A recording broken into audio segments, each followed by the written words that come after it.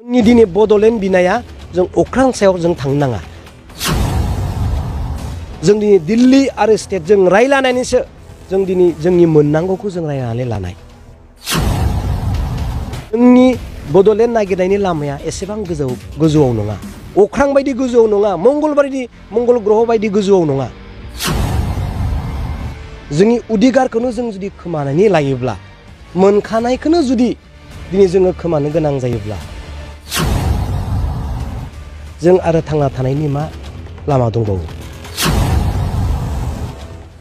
सेन्ट्रेलनि गभर्नमेन्टआ जेबो बुङाखै। जोङो बड'लेण्ड होनो हाया बा सोरनोबा क्षमतापुर रायजो होनो हाया होननायबो लिरनाय गोजौआव गैया। दरावसौ नोंनो खेवना होनाय जागोन। बि अब्ला मोनगोन। आरो सबसे दुखु जोंनि जिउआव, बर' जाथिनि जिउआव जागोन। मोनैनि दुखुआ जेसेबां बांसिन, मोननानैबो गोमा जाफिननायनि दुखुआ रासिन जागोन।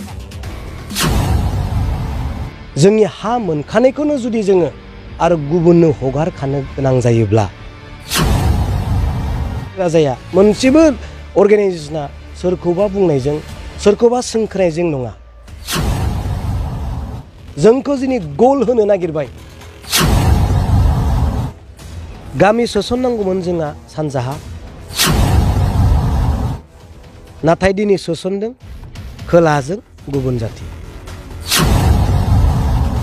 मिडियानि गेजेरजों सरसा जानायखौ जों बयबो नुदों। जुदि जायोब्ला, सरसा जानाय बायदिनो जुदि दिल्ली सरकारा जुदि बेखौ गमामायैनो जुदि इमप्लिमेन्ट खालामोबा, जोंनि बर' जाथिनि जिथु सिमा, जोंनि थाखानाय जिथु बिथा, बे खोब साननायनि बाहेराव जागोन। आरो सबसे दुखु जोंनि जिउआव, बर' जाथिनि जिउआव जागोन। आरो जोंनि हाखौ जुदि जोङो गुबुननो हगारनो गोनां जायोब्ला, आं फंसे खोथाजोंनो आं बुंबावनो नागिरदों। आं दहायबो बुंदों, मोनैनि दुखुआ जेसेबां बांसिन, मोननानैबो गोमा जाफिननायनि दुखुआ रासिन जागोन। जोंनि हा मोनखानायखौनो जुदि जोङो आरो गुबुननो हगारखानो गोनां जायोब्ला जेसेबां दुखु जागोन, आं दिनै बेखौ फोरमायदों। बिनिखायनो खावलायदों, जोंनि जेसेबां अर्गेनाइजेसनफोर दङ, जेसेबां रायजो राजाफोर दङ, मोनसेबो रायजो राजाया, मोनसेबो अर्गेनाइजेसना सोरखौबा बुंनायजों, सोरखौबा सोंख्रायजों नङा। जोंखौ दिनै गल होनो नागिरबाय। बे गल होनो नागिरनायखौ जों बयबो ज' जानानै जोङो होथेनांगोन आरो प्रटेकसन खालामनांगौ होननानै आं दिनै सानो। दिनै आङो बेखौ थोंजोङै बुंगोन, जा ससियेल मिडियायाव जों नुदों आरो जों द्राफ्टआव नुदों, जे जोंहा ST सिट बेसेबांबा बोसोर जाबोबाय, जोंबो नुबोबाय। बे ST सिटखौ जोङो बोखारनायनि मोनसे थांखि लानायखौ जों नुनो मोनदों आरो जों द्राफ्टिंआव नुदों।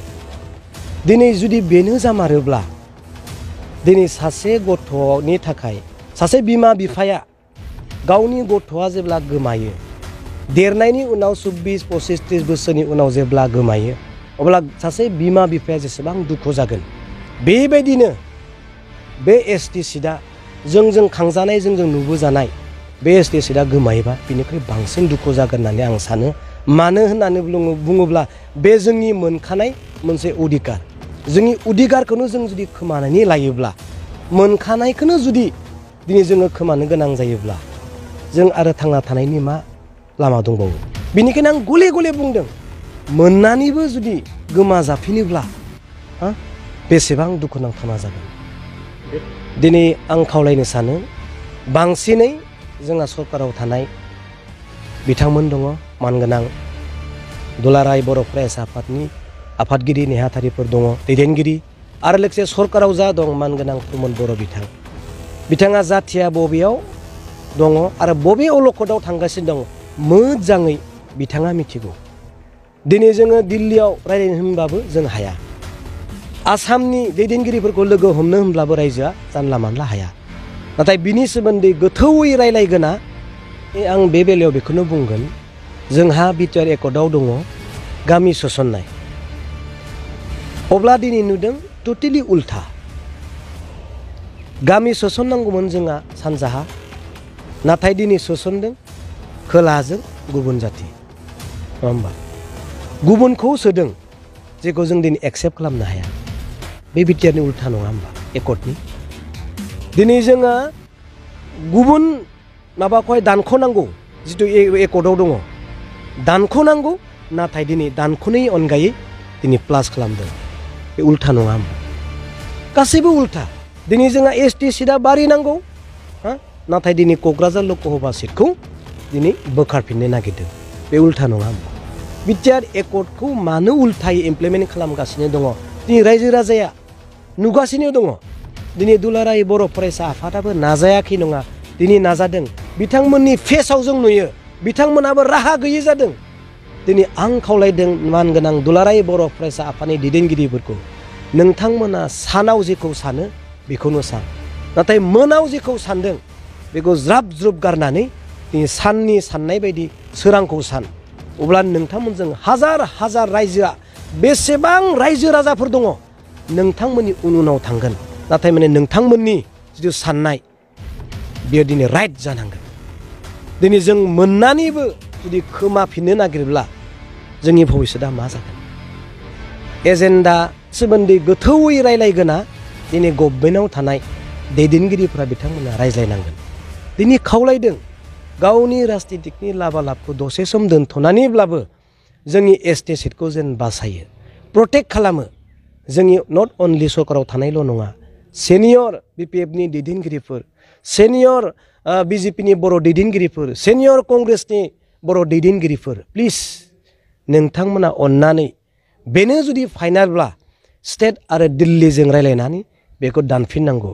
नङाब्ला बिनि फिननाया गोबां दुखुनांथावना जागोन आरो गिथावना जागोन बिनि गेजेरजों सानथावै साननो गोनां डिसिसनफोरखौबो रायजो राजा लानांनो जानो हागौ खावलायदों बिनिखायनो दिनै जा ड्राफ्टिं नुदों बे ड्राफ्टिंखौ फाइनाल ना बेनो जा श' बेखौहाय फाइनाल खालामनानै नोंथांमोना जे रायलायनायखौ आं खावलायदों सेन्ट्रेलनि गभर्नमेन्टआ जेबो बुङाखै जोङो बड'लेण्ड होनो हाया बा सोरनोबा क्षमतापुर रायजो होनो हाया होननायबो लिरनाय गोजौआव गैया बे जोंनि बुंनाय आलादा थौले गियानजों बुंनाय बिनिखायनो आं फंसे खोथायावनो बुंनो नागिरदों दहायबो आं बुंखाबाय दरावसौ नोंनो खेवना होनाय जागोन बि अब्ला मोनगोन नागिर अब्ला नोंनो होनाय जागोन बे मोजां शास्त्रनि खोथाखौ आं दिनै बुंदों जोंनि मोननांगौआ दिल्ली आरो स्टेटजों रायज्लायनानै मोनसे नांगौखौ जोंनि प्राप्यखौ समझौता खालामनानै लानायसो दिनै आं बेखौ बुंबावदो जोंनि बुहुमनि मानसिया अख्रां सायाव थांनानै मंगल ग्रहआव थांनानै अन्थाइ लानानै फैयो इम्पसिबल जोंनि साननाय बायदिब्ला नाथाय जोंनि दिनै बड'लेण्ड बिनाया जों अख्रां सायाव जों थांनो नाङा जों दिनै दिल्ली आरो स्टेटजों रायलायनानैसो जों दिनै जोंनि मोननांगौखौ जों रायलायनानै लानाय जोंनि बड'लेण्ड नागिरनायनि लामाया एसेबां गोजौआव नङा अख्रां बायदि गोजौआव नङा मंगल ग्रह बायदि गोजौआव नङा जोंनि मोननांगौआ खाथियाव दं दिल्ली आरो स्टेटजों रायलायनानैसो जोंनि मोननांगौ प्राप्यखौ जों रायलायनानै लानांगोन बेयो पसिबल सोरबाया जुदि बुंदोंब्ला सोरबा आबसुनि दैदेनगिरिया बुंदोंब्ला बे बेयाव मा लानांगौ खोथा गैया आबसुआ बिदि बुङा नाथाय सोरबा बिबटेगतआ बुंनो हागौ नाथाय बेफोर बुंनायखौ जोंनि रायजो राजाया जेबो साननाङा सोरबा गावनि सार्थआव सोरबा पलिटिकेलनि सार्थआव बुंगोन बेफोरखौ जोंनि रायजो राजाया जेबो साननो नाङा होननानै आं दिनै खावलायो